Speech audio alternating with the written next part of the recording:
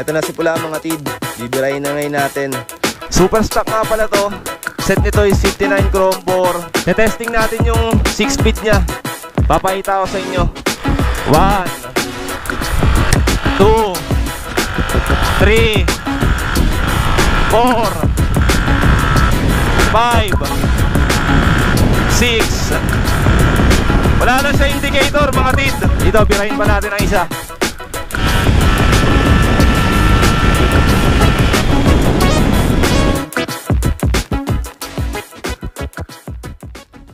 What's up mga tid, kamusta kayo? Lalabas ngayon tayo, gagamitin natin si Pula, yung Sniper V1 natin na super stock. Papakita ko lang sa inyo, rolling natin para makapadi natin yung takbo.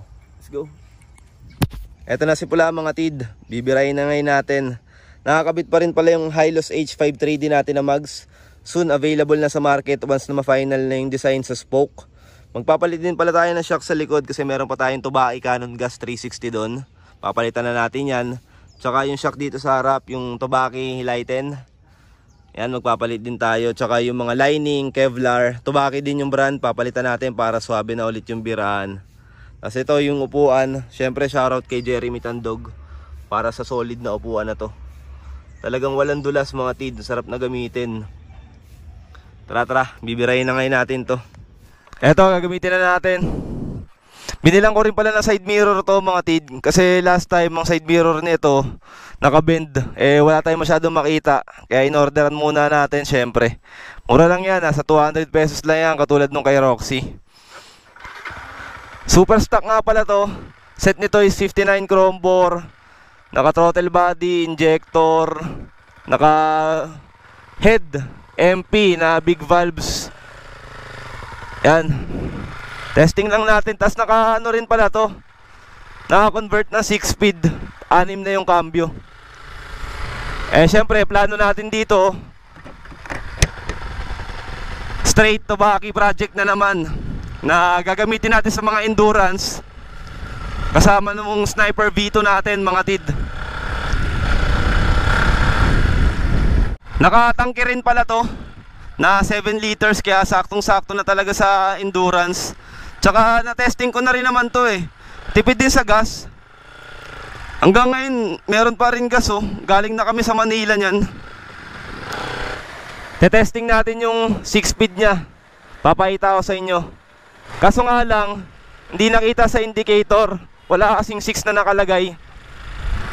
Ayan 1 2 3 4 5 6. Wala na siya indicator mga tid.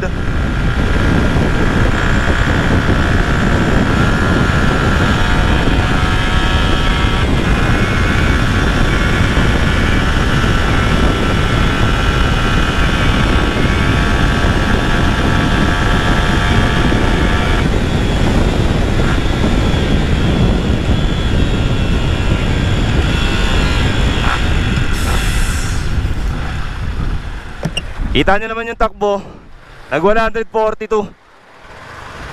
Pero syempre hindi accurate yon. Iba pa rin yung takbo niya sa GPS.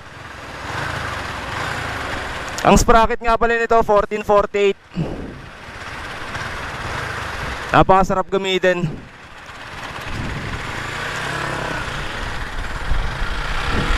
Dito, birahin pa natin ang isa.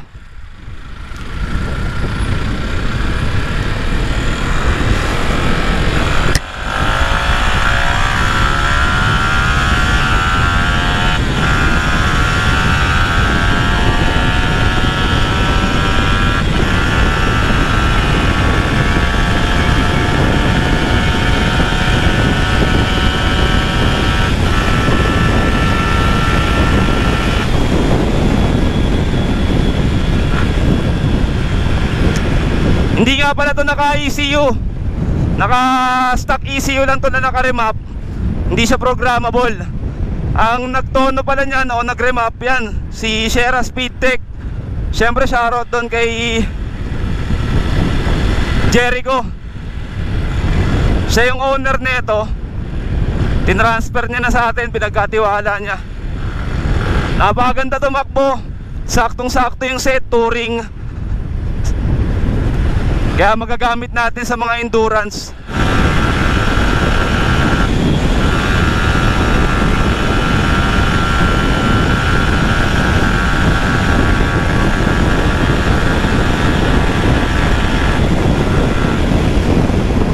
Papalitan din pala namin to ng Kevlar lining Tobaki para suwabe na talaga.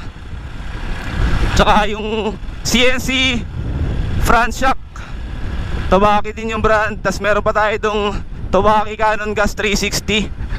Saktong sakto dito. Sasalpak na natin kay Pula. Yung pinakita ko lang naman sa inyo yung takbo nito. Pero syempre hindi naman siya accurate. Iba pa rin yung takbo niya sa GPS. Kung makikita nyo, nag 160 dito sa panel natin. Iba pa rin yung takbo doon. Para alam din nila. Tsaka naka-stock ECU pala to na naka-remap lang by Sierra Speedtech. Hindi to programmable ECU.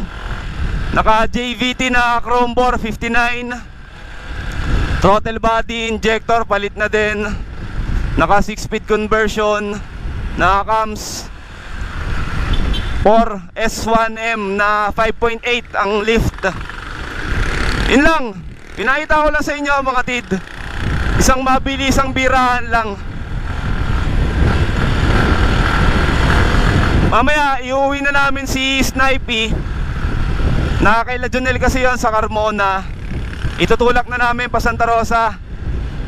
Tapos bubuuin na namin. Kasi nga galing ano yun Singaw. Hindi na biglang umandar sa endurance. Ngayon lang namin mabubuo. Papakita ko rin sa inyo yung mga naging problema para magamit na ulit natin. Tapos pag okay na yung panahon, wala na masyadong bagyo, bibira na tayo ulit sa Endo. Marami naman tayo naka-line up.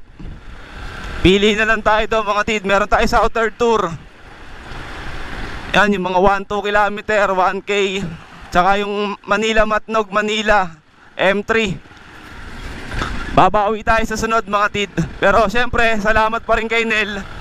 Last na endurance namin, nakapinish tayo dahil kay Nel. Solid yung tulak namin doon mga tid. San Andres hanggang Dasmariñas, Cavite. Biruin nyo yun. San Andres, Quezon na. Parang total of 350 kilometers ang tulakan. Pero hindi kami sumuko mga tid. Talagang focus lang kami na makatapos, makapinish.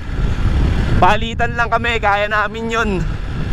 Siyempre unforgettable moment yun. Experience para sa aming katulad namin na baguhan o first timer sa endurance. Napaka solid. Yan.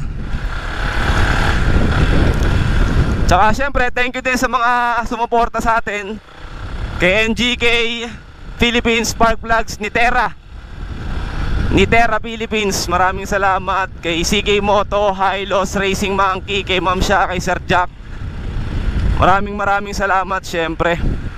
Tsaka syempre owner of Tobaki Racing, thank you so much for supporting Daily Two Wheels. Kalahin nyo, nagsisimula tayo sa wala, pero ngayon ang dami na nagtitiwala sa atin. From 1 to 95,000 running. Maraming salamat sa inyo mga tit, sa mga sumusuporta. Tobaki Racing, Tobaki, Tohaki, thank you so much for your support.